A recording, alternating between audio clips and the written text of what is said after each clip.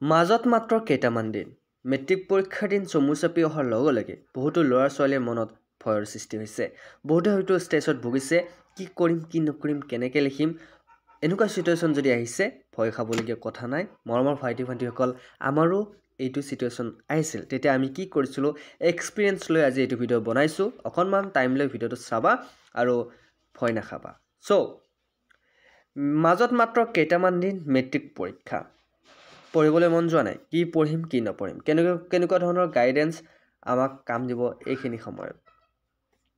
ইয়াৰ মাজতো কিছুমান পেৰেণ্টছৰ ভুল আছে। সেই পেৰেণ্টছৰ ভুলসমূহ আপোনালোকে এইটো ভিডিঅ'ত দেখিবলৈ পাব। ফাৰ্ষ্ট আমি কথা পাতিম মাজত মাত্ৰ কেইটামান দিন পৰীক্ষাক লৈ আমি বৰ্তমান সময়ত কি কৰিব লাগিব। আপোনালোকে মনত ৰাখিব, আপোনালোকৰ ঘৰত যদি কোনোবা কেণ্ডিডেট আছে, আপোনাৰ ভাইটি ভণ্টি হওক বা আপোনাৰ ল'ৰা ছোৱালীয়ে হওক, এইখিনি সময়ত সেই ল'ৰা ছোৱালীজনক ষ্ট্ৰেছ নিদিব। কেনেকুৱা ধৰণৰ ষ্ট্ৰেছ? তেওঁলোকক এইখিনি সময়ত প্ৰেছাৰ নিদিব। কিয় প্ৰেছাৰ নিদিব?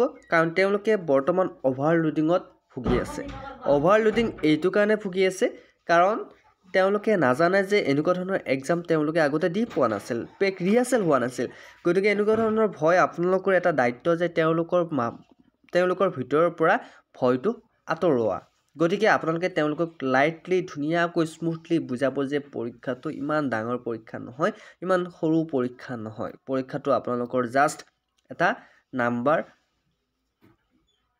কোনো ধৰণৰ ফিউচাৰ নহয়।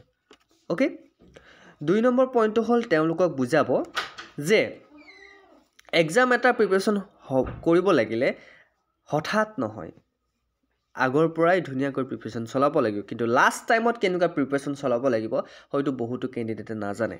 লাষ্ট টাইমত তেওঁলোকক এটা কথা শিকাব। বা মোৰ ভাইটি ভণ্টিসকল, তোমালোকে যদি মোৰ ভিডিঅ'টো চাই আছা, তোমালোকে এটা কথা মন কৰিবা, এইখিনি সময় তোমালোকে বেলেগ একো নতুনকৈ একো প্ৰেক্টিছ কৰিব নোৱাৰা এই সময়খিনিত। কিয় কৈছোঁ?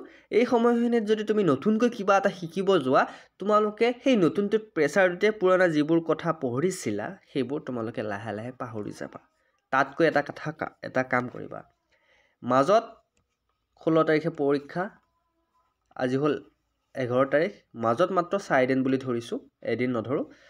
কাৰণ বহুতে মোক সুধি আছে যে পৰীক্ষাৰ আগদিনা আমি কেইটা বজালৈকে পঢ়িব লাগিব।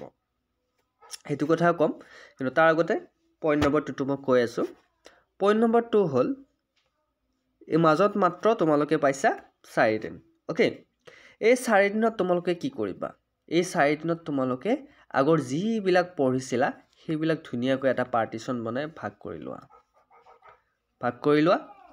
ভাগ কৰিলে তোমালোকে এটা ছাবজেক্ট টাইম ৱাইজ তোমালোকে চাই লোৱা।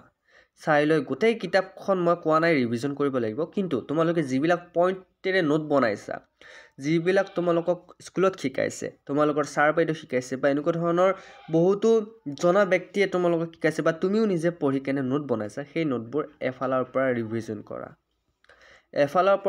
কৰা। তেতিয়াহ'লে গম পাবা এক্সামৰ আগত যদি তোমালোকে ৰিভিজন নকৰা, তোমালোকে বহুত ডাঙৰ ভুল কৰিছা। এইটো কথা মই বহুতো কেণ্ডিডেটক কওঁ যিসকলে আছাম ডাইৰেক্ট ৰিক্ৰুটমেণ্টৰ এক্সামো দিব আৰু লগতে বিভিন্ন ধৰণৰ এক্সাম দিব ওলাইছে। তেওঁলোকে এটা কাম নকৰে, বস্তু এটা শিকি থৈ দিয়ে, যদি আমি প্ৰেক্টিছ নকৰোঁ সেই বস্তুটোত আমি কেনেকৈ 100% দিব পাৰিম বা কেনেকৈ পাৰফেক্ট হ'ব পাৰিম। আপুনি কোনো এটা কাম যদি সদায় কৰি থাকে, সেই কামটো আপোনালোকৰ কাৰণে ইজি হৈ যায়। কিন্তু এবাৰ কৰি যদি কামটো বাদ দিয়ে, দ্বিতীয়বাৰ আপোনালোকে কৰিবলৈ পাহৰি যায়। চ' আপোনালোকে এইটো কথা মনত ৰাখিব, এবাৰ শিকি লোৱাৰ পিছত সেই কামটো দ্বিতীয়বাৰ তৃতীয়বাৰ ৰিভাইজ কৰিব লাগিব। তেতিয়াহে আমাৰ 100% সেই কামটোৰ ওপৰত হ'ব। চ' পইণ্ট নম্বৰ 3, ষ্ট্ৰেছ।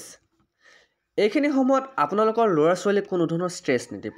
ষ্ট্ৰেছ মানে এইখিনি সময়ত তেওঁলোকক প্ৰেছাৰ নিদিব যে আজি 8 ঘণ্টালৈকে পঢ়িব লাগিব, 12 ঘণ্টালৈকে পঢ়িব লাগিব, 1 বজালৈকে পঢ়া, 2 বজালৈকে পঢ়া।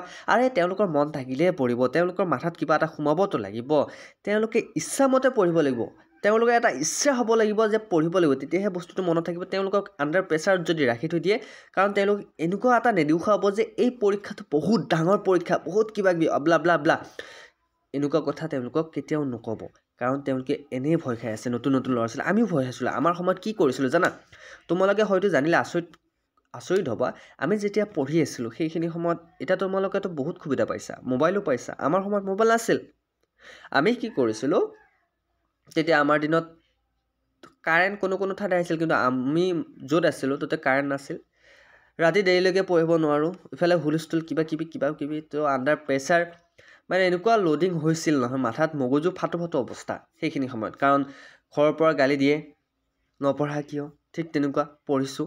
পঢ়াৰ পিছত কি হৈ যায়, বেছিকৈ যদি তুমি সেইটো কথা ভাবি থাকা তোমালোকৰ মাথাটোত তাৰমানে বেলেগ কথা সোমাবলৈ খালী নোহোৱা হয়, ঠাই নোহোৱা হৈ যায়, মাথাটো ভৰি যায়। গতিকে এনেই অযথা কথাবিলাক ভাবি নাথাকিবা, অকণমান ভাবিবা যে এক্সামটো কেনেকৈ ভাল কৰিম।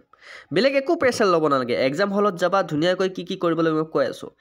তোমালোকৰ নথি পত্ৰ যি এডমিট কাৰ্ড হওক ৰেজিষ্ট্ৰেশ্যন হওক ধুনীয়াকৈ ল'বা। ৰোল নম্বৰ বিচাৰি নোপোৱা, 1 ঘণ্টা আগতে এক্সাম হলত যাবলৈ কোনো প্ৰয়োজন নাই, কাৰণ গেট খুলি নিদিয়ে। একদম টাইমিঙত যাবা, তেতিয়ালৈকে ৰাতিপুৱা সোনকালে উঠি ধুনীয়াকৈ পূজা পাতল কৰিবা, যোনে যি কাম কৰে। তাৰপিছত একবাৰ কিতাপখন চাবা, অ'কে, সকলোৰে আশীৰ্বাদ ল'বা। এইখিনি জাষ্ট সকলোৱে কৰে সেইবাবে কৈছোঁ, মই কোৱা নাই যে কৰিবই লাগিব, অ'কে।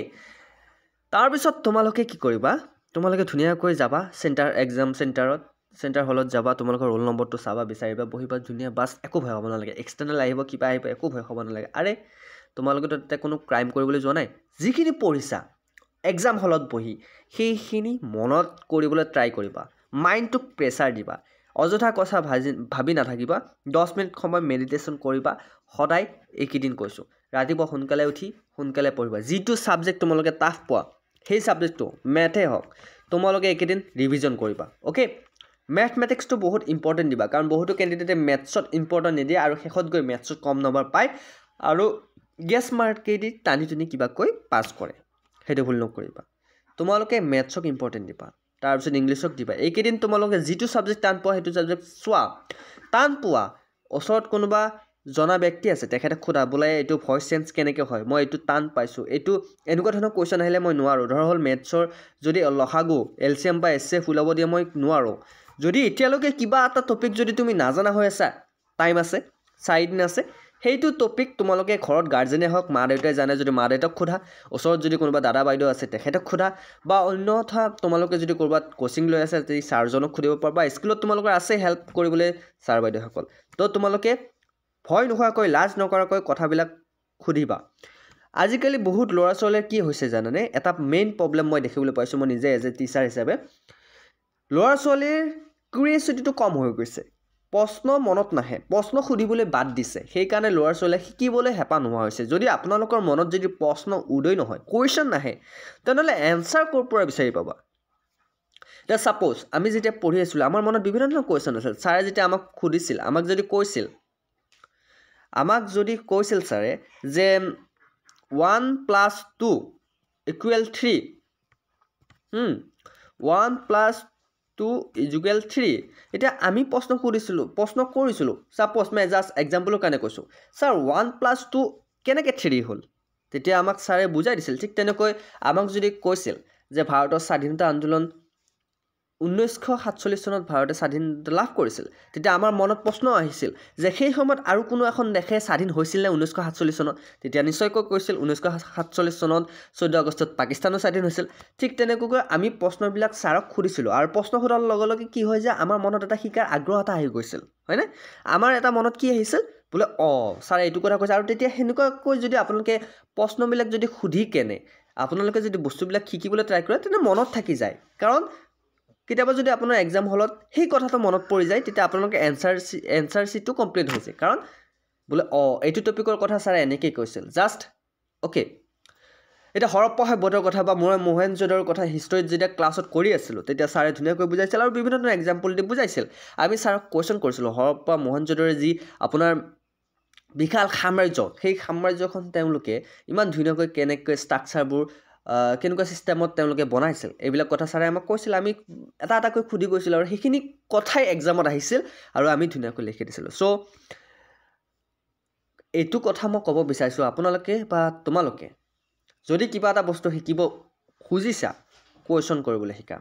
য'তে নহওক তোমালোকে কুৱেশ্যন কৰিবলৈ শিকা। যদি কুৱেশ্যন নকৰা তেনেহ'লে তোমালোকে কেতিয়াও এনচাৰ নোপোৱা, অ'কে।